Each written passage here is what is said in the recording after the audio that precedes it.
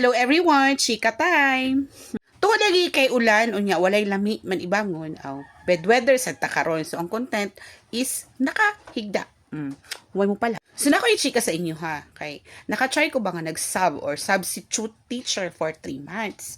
Wa pay 3 months go. 2 months nakapin. Mag 3 months pa. So dili na ingon na akong i-content karon about sa substitute teacher. Although gusto ko na ako i-share pero lahi akong gusto i-share sa inyo. So it's all about the people you've met inside and outside the school while nag-teach ko as a substitute teacher. So kasi mga tao ang imuhang makaila. Daghan kay kang makaila sa sulod sa eskwelahan, like mga new teachers, mga kanang mga canteen personnel, mga bata, mga different kinds of parents, ana. Pero dito ko mo focus sa mga maestra. Daghan siya kung nakaila, no? Ngay mga nana, lahi good, lahi pangalan.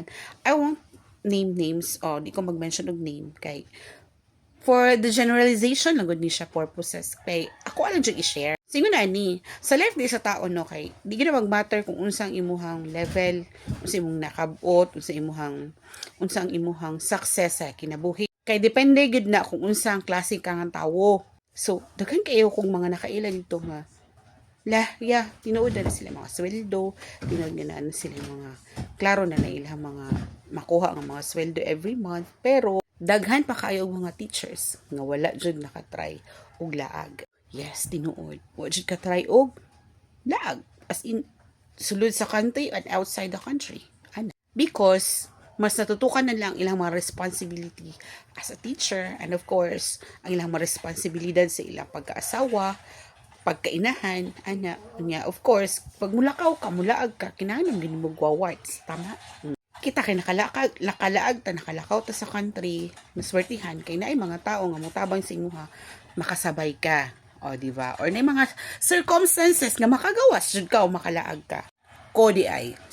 Ingon na naman good, para sa ko as a teacher, no, importante kayo nga mag-enjoy po ka ba? Maka-enjoy po ka, ma-relax mo huna-huna, kay kung naman ko ka perminti sa imuhang mode of kanang imuhang pagka-maestra.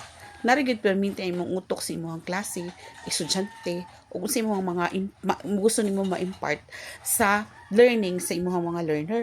So usahay makalimutan na pud nimo nga napud kay mga personal needs, napud kay mga personal wants, napud kay mga personal goals nga nalimtan nimo ba along daw kay lahi na gid imong na priority dili na imong sarili. So di man gid siguro ni para lang sa mga maestra, para pud sa mga uban nga kanang tutok na sa ilahang mga trabaho o sa ilang career path. So daghan kay kag daghan kay kag ma-realize as I've realized myself na lucky. I am just so lucky compared to other people. Kay na-experience na ako na ang ilang gusto ma-experience. However, dili tanan, pero at least na ako'y nasugdan. Wala pa man ko'y klaro nga kanang item. Di pa siguro kung maka-item. No, kay depende ra man gihapon yun sa dagan sa panahon o sa oportunidad. And of course, sa pagpaningkamot o ihatag bas kahitasan kung imuha para sa imuha yun na. So very important yun no nga di na to kalimtan ang atong mga kaugalingon kung sa atong mga gusto, sa atong mga bet. Hinahinaya na to nagkabot habang kaya pa tayo baklay o kaya pa na to adtuan atong gusto adtuan. So ikaw karon 30, 25, 30s o going 40s, early 40s, late 40s, kaya pa nimo mo baklay, laag na. Explore the world, explore your life. Ano sa pamanday ka mag-aim o kumangayon anak kanang di na nimo kaya magbaklay, so lakaw na pag-book nag-flight, paglaag na kung dili kaya sa outside sa country o inside the country, support local. Yun lang, bye.